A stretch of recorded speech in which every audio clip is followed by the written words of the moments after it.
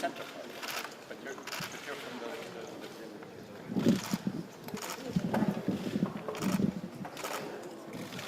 Okay.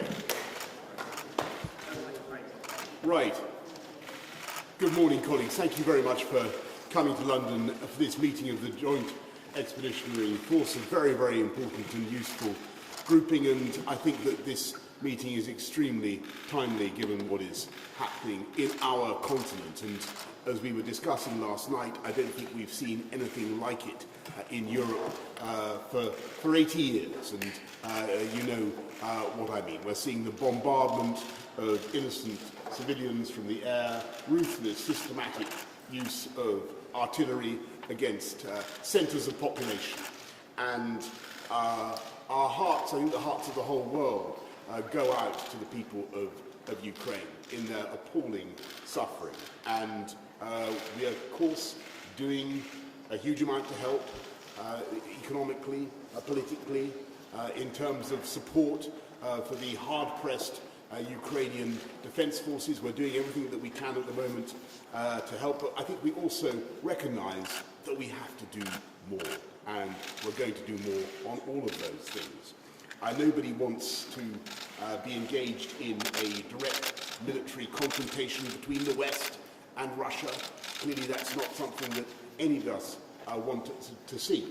But we recognise that it is our duty to support the Ukrainian people in their hour of need, and particularly to support the Ukrainian President, Volodimir Zelenski, who I think everybody would agree, he's just appeared on our screens, and I hope he will talk to us in a moment. I think everybody would agree that his leadership has been inspirational and heroic, and he has spoken to the world and he has mobilized world opinion against the brutality of Vladimir Putin. So we will hear from Volodymyr in a moment, but I think already it is clear that Putin has gravely miscalculated.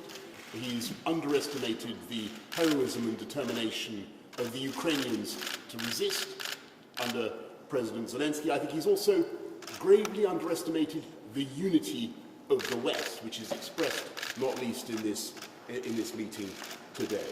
And I believe that he will fail, and that he must fail, and above all, that he must be seen to fail, and that together we help Volodymyr in his vision to protect and preserve a sovereign and independent Ukraine. That is our mission. Anyway, I think that really, without further ado, colleagues, we should hear from the President of Ukraine.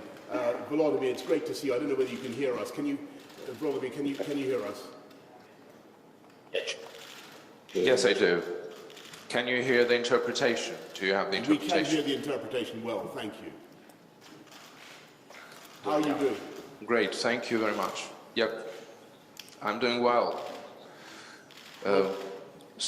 Strong enough, and thank you for the kind words that you said, Boris, and it goes not only to me but also to our nation, to our army. They're doing a great job. Thank you for this invitation.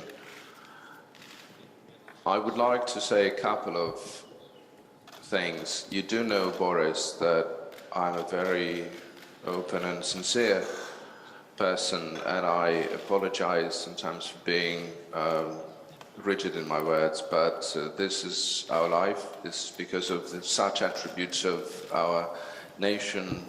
We can be so strong against the full-fledged Russian aggression.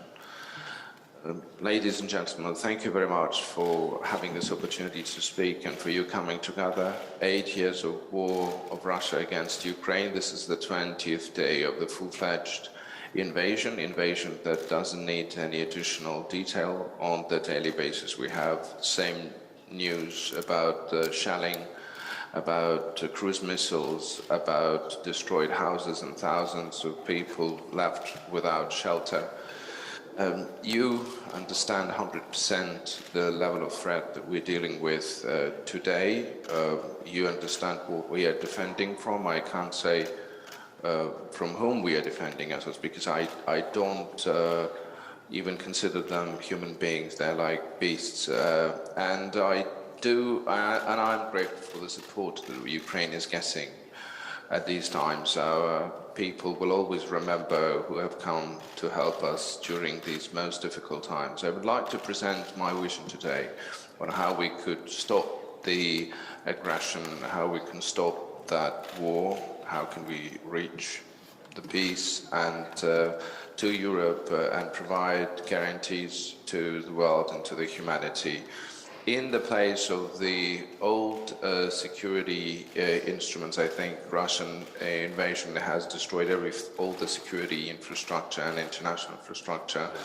The way of the organization that we all relied on and international conventions were undermined, and the strongest alliance in the world, NATO, which seems, or some of the members of these alliance are hypnotized by Russian aggression. We hear a lot of conversations about the Third World War, that allegedly it could start if NATO will close the Ukrainian sky for Russian missiles and planes, and therefore the humanitarian no-fly zone was not yet established. That allows Russian army to bombard peaceful cities and blow up housing blocks and hospitals and schools. 4 multi-storied buildings in Kyiv in the early morning were bombarded, dozens of dead.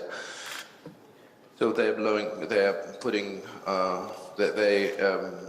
shelling the schools and universities. Of course, Ukraine is not the NATO member. We understand that. We are quite adequate regarding our understanding. We have heard for many years about the open doors, but we also heard that we can't enter those doors. And this is truth, and we have simply to accept it as it is. And I'm glad that our people already have come to that understanding. We count on ourselves and on the partners who are helping us bilaterally.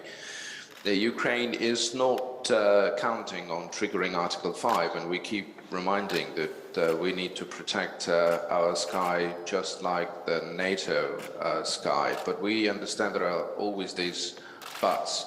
So what would be the response of the alliance in the West when these countries will come and ask for support and defense if, God forbid, Russian cruise missiles and jet fighters will attack them 20 kilometers from the border in Lviv Oblast? Was already cruise missiles of Russia. Russian drones were already hit down on the NATO territories. I think that the NATO alliance will not be afraid to trigger Article 5. There will not be this self-imposed hypnosis regarding Third World War. We have proposed the way of allowing Ukraine to protect our skies and our people, to protect it on our own. We understand that we're not part of the alliance. We're talking about protecting ourselves single-handedly, and I want everyone to hear this, and especially those countries who have borders on Russia should think about their independent defense capabilities. We are doing our best to get the jet fighters and the missile defense system. So we need some new format. If we cannot enter the open doors, then we have to cooperate with platforms and unions that allow us to do so. The ones that will help us protect ourselves, for example, with your platform. And we would like to also have individual guarantees. We want to have a reliable guarantees that would work for us and therefore for you. Russian propagandists, they keep repeating that the Ukraine war is only the beginning, and the Kremlin people are saying this. They're saying there will be other moments, as they say. They are fear-mongering and saying there are other European countries will come. They're saying this now, and they're mentioning many of you, those who are listening to me right now. They are saying this after the sanctions have already been imposed, when the world shows solidarity in condemning Russian aggression. So sanctions are not enough, although we're very grateful for that. So the aggressive plans of Russia has not yet collapsed, and it is understandable why, because the world is silent after 2 nuclear power plants were captured. We're just hearing words, and that's not enough. They've shelled the biggest NPP in Europe. They've put under jeopardy Chernobyl nuclear power plant, they have the storage for the disposed nuclear fuel as well, and that's very dangerous. And what was the response? We think none. Many international companies have not yet withdrawn from the Russian market, although severe sanctions were introduced, and you know these brand names very well. We know more about this because we have war here going on the daily basis, and we keep track of this, and we keep track of how this works, because it's important how powerful sanctions that were introduced by you and other countries, how they work in reality. Some countries said that they would leave, but in fact they are only waiting for this to finish and how this will finish and when they will be able to come back to the Russian market. They don't care about 97 kids. 97 kids were killed so far, and the Nestle continues to trade. They don't count how many cities were destroyed by the ultra-elite. Philip Morris continues to make money in Russia. They don't care about more than 800 missiles. This is officially that hit Ukrainian target. Raiffeisen Bank and other banks are wiring money, which are all covered with blood. And those who have left Russian markets, there are some companies amongst them who are not even firing anyone. We have those numbers. They don't lay off their staff. They just pretend to be observing the sanctions. And what that speaks to, this is a delusion. This is a deceit in a way. The same like with the closed sky, because it's difficult to say who can help us with this, and that I don't see and I don't hear where that can come from. So we don't have any mechanism of impacting, influencing those corporations. So they ignore what the International Committee has decided. We can't do anything. And this is at the time of the most horrific war since World War II, and this has to be done now, before Russia advanced further on. The sanction policy should be such that no one could even think about any advance of the war, and that's not even about Russia, it's about future. What else can happen? There has to be prohibition for the Russian Navy to use the naval ports of the world. We have to disconnect the Russian banks from SWIFT completely. We have to acknowledge Russia as a rogue state, and there has to be a trade embargo with Russia. This is something that we need and something that you need as well, just like the rest of the world, to make sure that there is peace in Europe and Ukraine. I'm grateful to Great Britain and personally to Prime Minister Boris Johnson